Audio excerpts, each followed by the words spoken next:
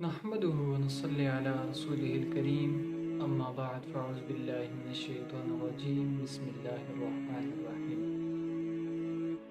معزز ناظرین، امید ہے کہ آپ سب خیر و عافیت کے ساتھ رمضان المبارک کے مہینے کے اندر خوب نیکیاں اور خوب بھلائیوں کے کام کر رہے ہوں گے۔ اللہ سے دعا ہے کہ اللہ ہم سب کے روزوں کو قبول فرمائے۔ تو آج کی جو میری ویڈیو ہے وہ ہے صلاۃ تسبیح کے بارے میں، کہ اس کا کیا طریقہ ہے اور اس میں کیا پڑھنا ہے، اس کی کتنی رکھتے ہیں، یہ ساری ہم دیکھیں گے اس ویڈیو میں۔ تو آئیں سب سے پہلے نیت کی طرف۔ تو اس کی باقی جو نیت ہے یہ ذہن میں رکھیں، صرف اس کی 4 رکعت ہوتی ہیں اور ایک سلام کے ساتھ پڑھنی پڑتی ہے۔ باقی نوافل دو رکھتے ہیں جو ہے ایک سلام کے ساتھ، لیکن اس کی 4 جو رکھتے ہیں وہ ایک سلام کے ساتھ پڑھنی ہے، یہ ذہن میں رکھنا ہے۔ تو یہ جو صلاۃ تسبیح ہے، اس کی نیت میں صرف یہ کہنا ہے کہ 4 رکعت نماز صلاۃ تسبیح، باقی وہ نوافل عبادت ہے، تو باقی اس کی نیت اسی طرح ہوگی جس طرح باقی فرائض نمازوں کی یا سنت نمازوں کی ہم کرتے ہیں۔ تو اس طرح ہم نیت کریں گے۔ اس کے بعد جب ہم کانوں تک ہاتھ اٹھائیں گے اللہ اکبر، پھر ہم جب ہاتھ باندھیں گے تو اس کے بعد ہم نے سب سے پہلے پڑھنی ہے ثنا، سبحانک اللہم و بحمدک و تبارک اسمک و تعالی جدک ولا الہ غیرک۔ یہاں پہ ہم نے رک کے پھر پڑھنا ہے سبحان اللہ والحمد للہ ولا الہ الا اللہ واللہ اکبر۔ یہ ہم نے پڑھنا ہے 15 مرتبہ۔ تو اب بعض احباب کو یہ مسئلہ درپیش آتا ہے کہ ہمیں یاد نہیں رہتا ہم نے کتنی مرتبہ پڑھا ہے، تو اس کا میں آپ کو ایک نسخہ بتاؤں گا وہ ویڈیو کے اینڈ میں۔ تو آپ نے پڑھنا ہے 15 مرتبہ، پھر اس کے بعد اعوذ باللہ، بسم اللہ، پھر اس کے بعد سورۃ فاتحہ پڑھنی ہے۔ سورۃ فاتحہ کے بعد کوئی بھی سورت جو آپ کو آتی ہے وہ آپ نے اس کے ساتھ پڑھنی ہے، ملانی ہے۔ اگر اور نہیں آتی، سورۃ اخلاص یہ عموماً پڑھی جاتی ہے تو وہ ہی پڑھ لیں، اس سے بھی کوئی مسئلے والی بات نہیں ہے، تو وہ پڑھ لیں۔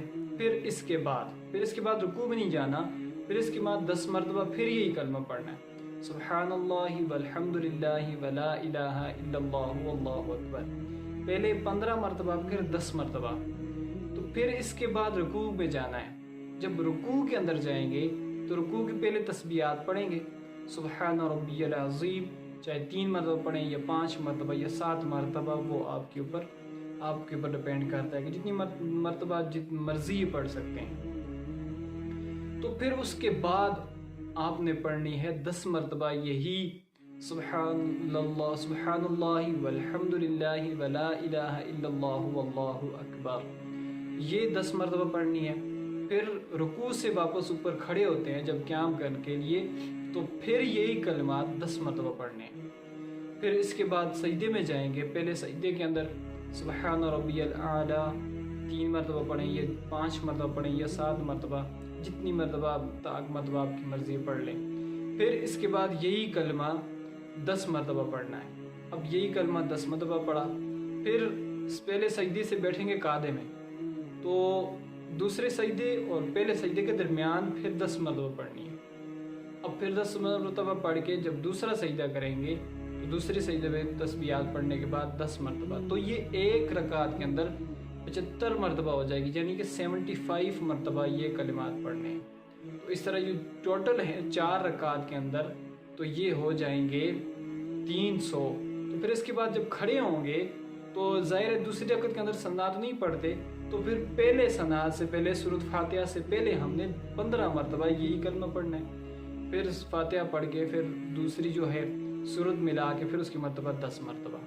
تو یہ دیکھیں ہر جو ایک رکعت کے اندر 75 مرتبہ ہونا چاہیے، یعنی کہ 75 مرتبہ ہونا چاہیے۔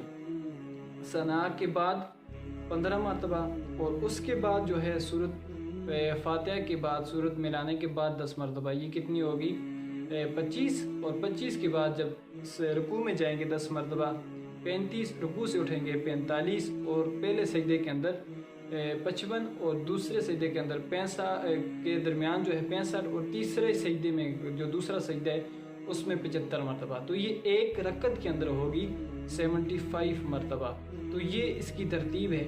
پہلی رکعت کے اندر ثنا پڑھ کے اس کے بعد پھر جب دوسری رکعت میں یہ اس سے سورۃ فاتحہ سے پہلے 15 مرتبہ. تو یہ اس کا عموماً طریقہ ہے.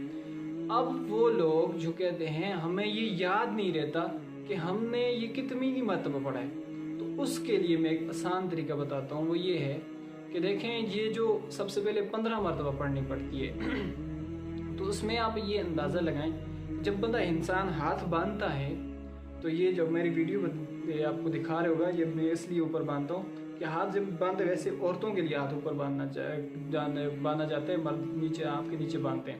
تو جب ادھر باندھتے ہیں تو اس طرح پکڑتے ہیں ہم. تو دیکھیں ہر ایک کے 3 اللہ رب العزت نے یہ بنائے ہوئے, جیسے تسبیحات فاطمی پڑھی جاتی ہیں, تو اس طرح جو ہے آپ 15 مرتبہ ایک ہاتھ کے اوپر.